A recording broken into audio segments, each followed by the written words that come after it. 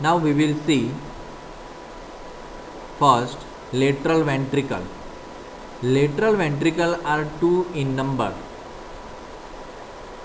The lateral ventricle is the cavity of the telencephalon.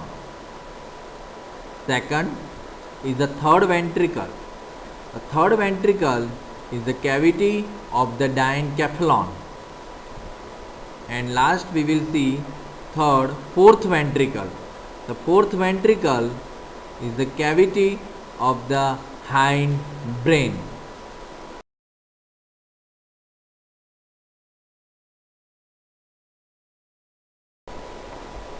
Now we will see about the lateral ventricle. Lateral ventricle is a cavity of the cerebral hemisphere, or also it is a cavity of the telencephalon. So lateral ventricle are two in number and it is of C-shaped, as you can see in the figure. The capacity of the lateral ventricle, that is cerebrospinal fluid, is around 7 to 10 ml. So first we will discuss about the lateral ventricle. Now we will see where is the location of the third ventricle. This is the figure showing the sagittal section of the brain, and you are seeing the medial surface of the one hemisphere. Okay, so here one C-shaped structure that is labeled as corpus callosum. So below the corpus callosum there is a location of a lateral ventricle. Now in this figure you can see there is labeled corpus callosum. So as we discussed, lateral ventricle is located below the corpus callosum as a C-shaped structure, and this cavity, and that is labeled as a lateral ventricle. Okay, so this cavity is a lateral ventricle.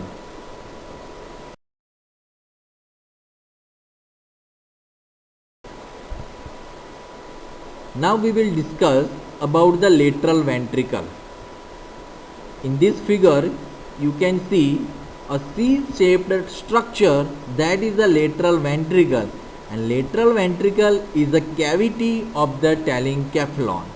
Okay, so what are the parts of the lateral ventricle? Okay, so first there is written anterior horn, second central body or central part, third part of the lateral ventricle is the posterior horn, and last that is the inferior horn. So these are the parts of the lateral ventricle which is located in the cerebrum.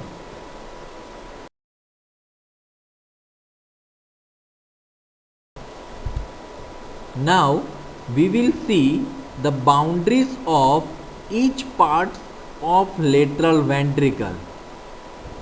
First we will see the boundaries of the anterior horn, then we will see the boundaries of the central part or the body of the lateral ventricle. Third, we will see the boundaries of posterior horn of the lateral ventricle, and lastly we will see the boundaries of inferior horn of the lateral ventricle.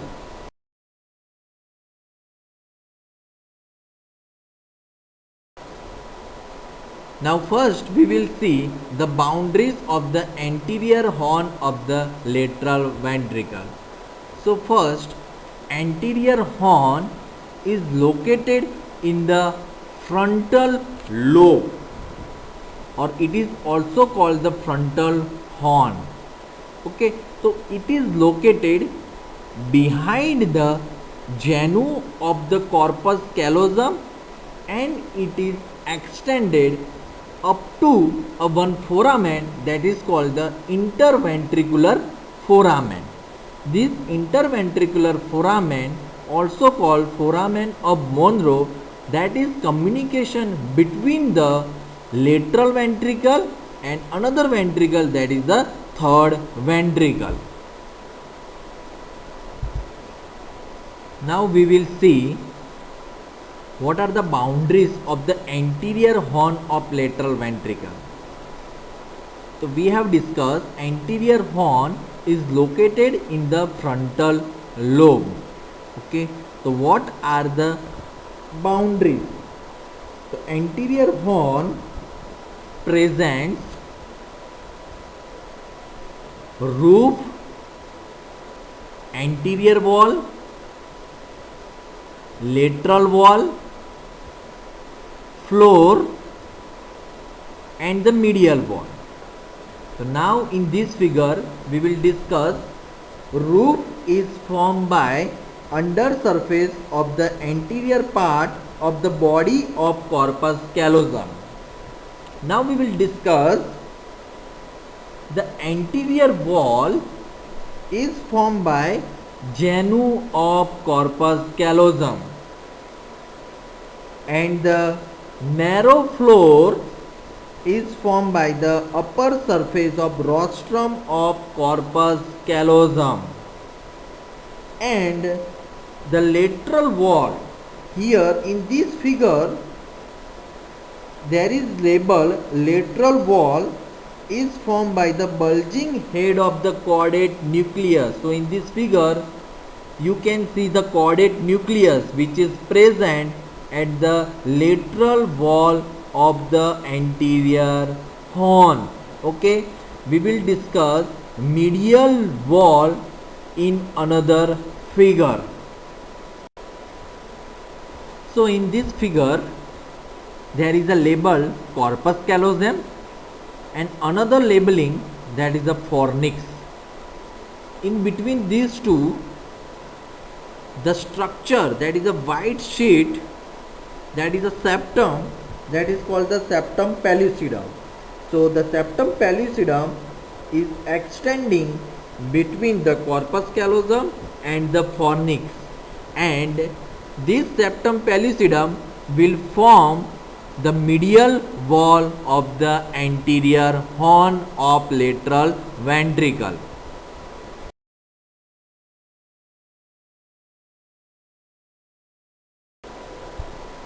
Central part or the body of lateral ventricle lies in the or within the parietal lobe.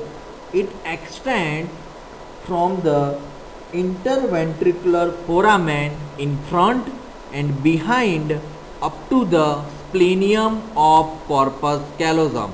So the central part or the body of lateral ventricle is extending from anterior, that is interventricular foramen, to posteriorly up to the splenium of corpus callosum.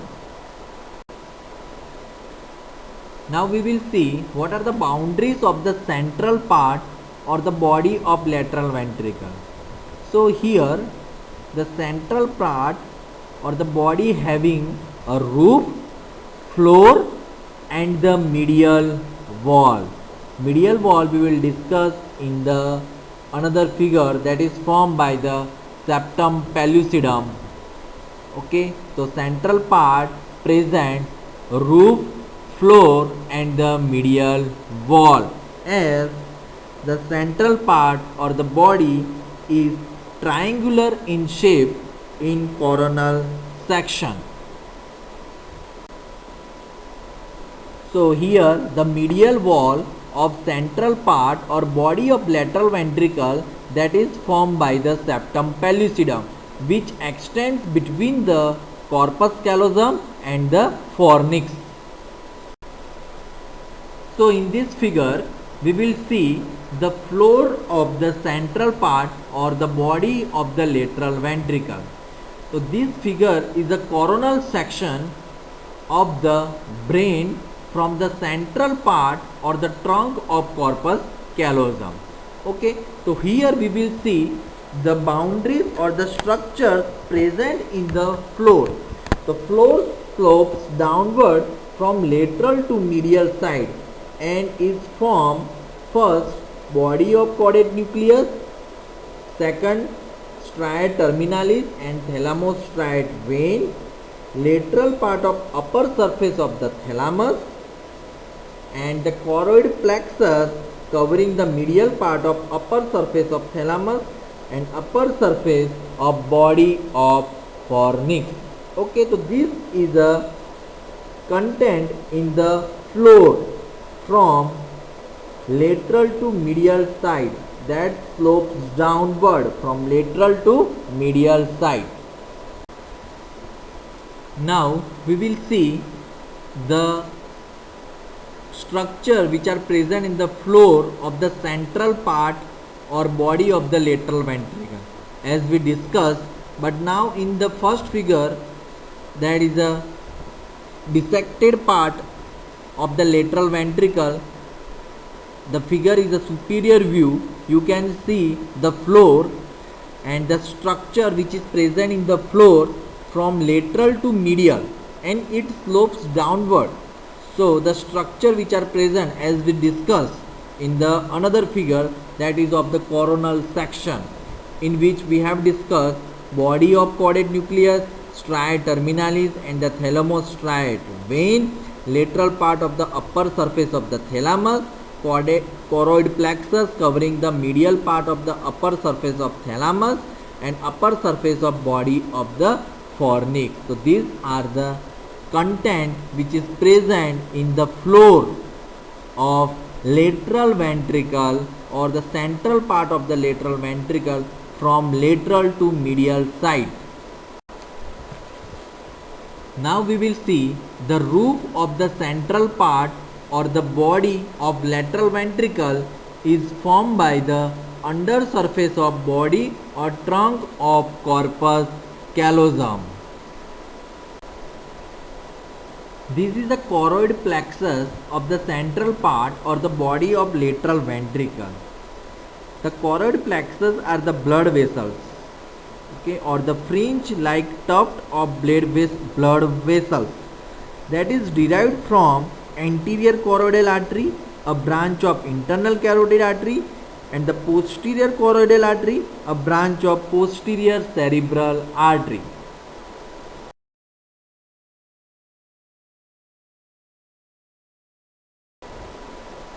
Now we will see the posterior horn of lateral ventricle. Okay, you can see in the figure it is labeled posterior horn, that is a backward extension from the central part into the occipital lobe towards the occipital pole. Okay, so posterior horn is located in the occipital lobe. Now we will discuss the boundaries of posterior horn of lateral ventricle. Okay, so we have cut the brain in the coronal section through the splenium of corpus callosum. Okay, and here there is a labeling is there, that is a posterior horn. The posterior horn is present in the occipital lobe. So the posterior horn presents roof, lateral wall, floor and the medial wall. Now in the posterior horn that is located in the occipital lobe, having the roof, lateral wall, floor, these three, roof, lateral wall and the floor, that is formed by a sheet of fiber called tapetum, that is labeled in the another schematic figure. This tapetum is a sheet of fibers that arise from the splenium of corpus callosum, and the fiber posteriorly sweeping fiber of the optic radiation remains separated from the cavity of posterior horn by tapetum. Okay, So here roof, lateral wall and the floor that is formed by the tapetum, and the tapetum is the fiber from the splenium of corpus callosum. Now we will discuss the boundary, that is medial wall formed by or in the medial wall of the posterior horn having two bulging. The upper bulging is called the bulb of posterior horn, as you can see in the figure, that is formed by the fiber of forceps major. This fiber of forceps major arise from the splenium of corpus callosum. Okay. Second, or the lower part, the another bulging in the medial wall of the posterior horn, that is called calcar avis. You can see in the figure that is labeled calcar avis. This calcar avis is produced by anterior part of the calcarine sulcus. Okay, so this anterior part of the calcarine sulcus is the example of the complete sulcus that can be asked in MCQ.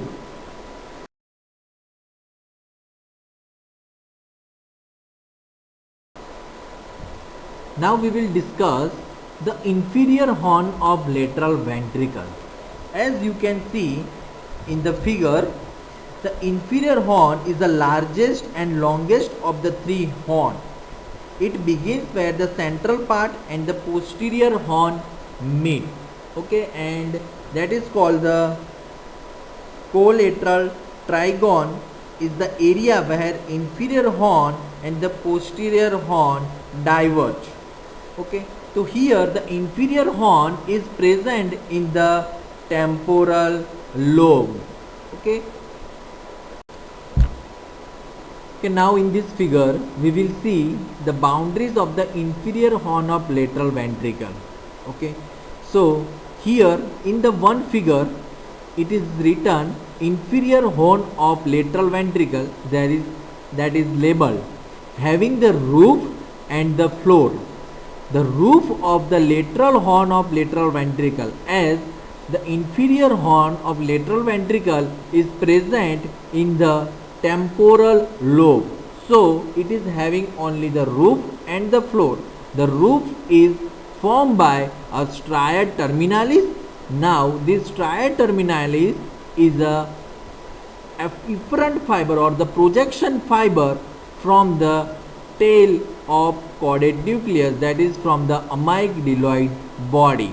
Okay, second is the tail of caudate nucleus. These two, that is stria terminalis and caudate nucleus, will form the roof of inferior horn of lateral ventricle. Okay, now we will see the floor of the inferior horn of lateral ventricle in another figure. Okay, so here in this figure, this is the base of the brain showing the temporal lobe.